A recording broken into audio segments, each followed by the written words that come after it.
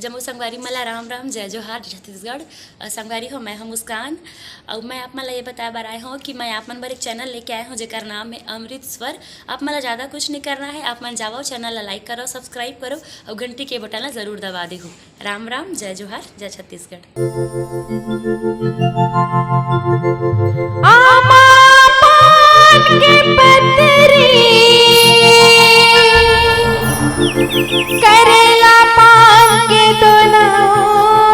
जय हो, ताली बजाना है, भुलाहू जय। झूपत झूपत आवे दाई मोर अंगना,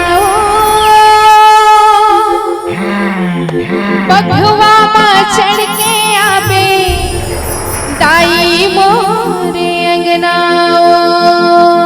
या देवी सर्वभूतेषु शक्तिरूपेण संस्थिता नमस्तस्यै नमस्तस्यै नमस्तस्यै नमो नमः। सर्वमंगल मांगल्ये शिवे सर्वार्थ साधिके शरण्ये त्र्यंबके गौरी नारायणी नमोस्तुते।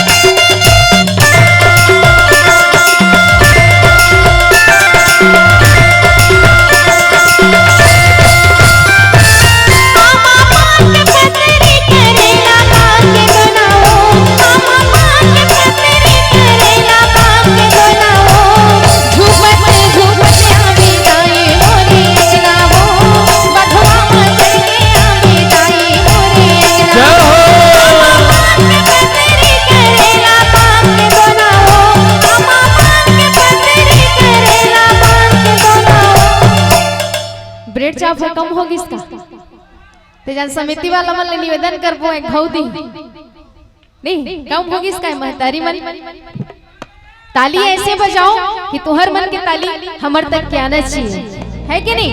दोनों हाथ उठा के ताली बजाने हैं और कहना है का माता रानी ना झूमते झूमते आवे दाई मोरी अंगना वो चढ़ के आवे दाई मोरी अंगना वो पतरी करेला पान दोनाओ पान के पतरी करेला पान दोनाओ झूमते झूमते आवे दाई मोरी अंगना वो भगवा चढ़ के आवे दाई मोरी अंगना झूपते झूपते आवे दाई मोरे अंगना ओ भगवा चढ़ के आवे दाई मोरे अंगना ओ।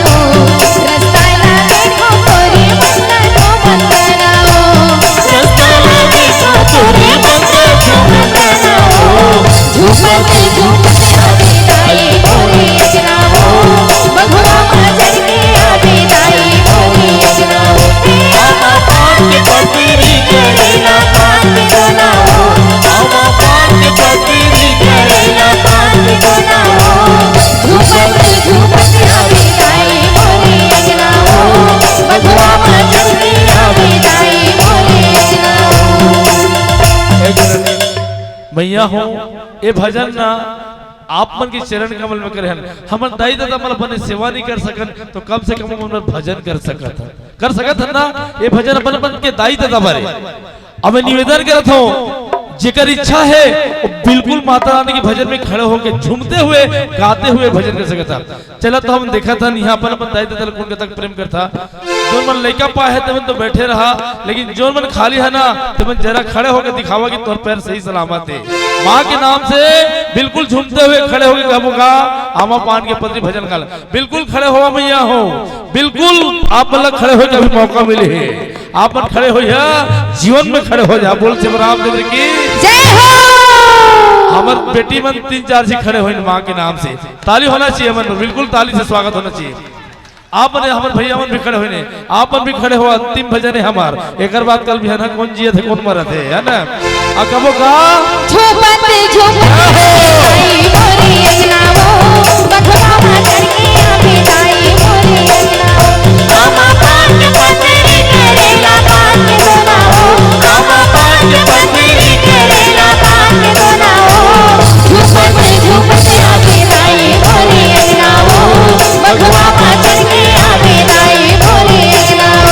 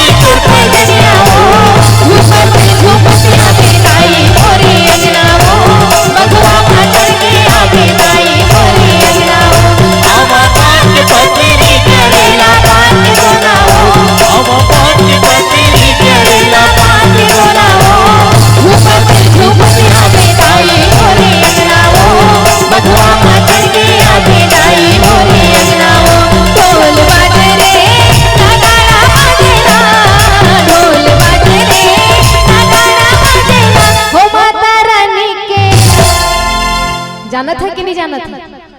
जाना था ना।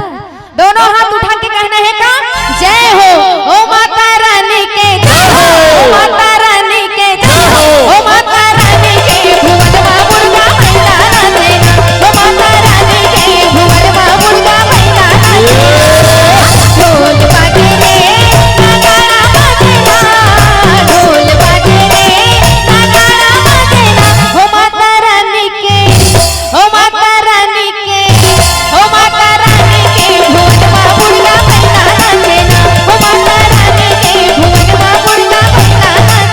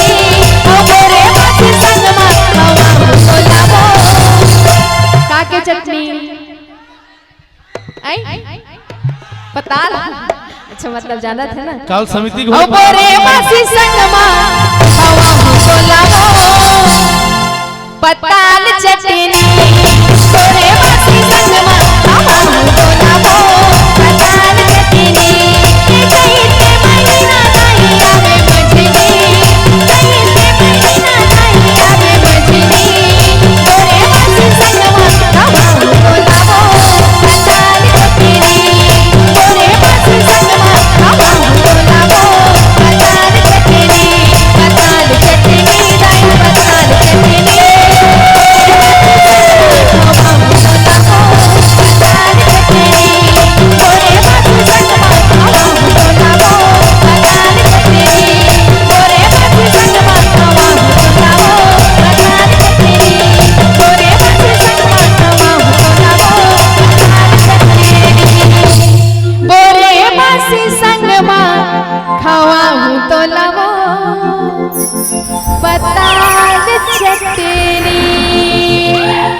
आप सब खड़े होए आप सबों के सम्मान करत हमें आप सबों ला हाथ जोड़ के प्रणाम करत हो। अब माता रानी मन बैठना चाहत हो तो बैठ सकत हो।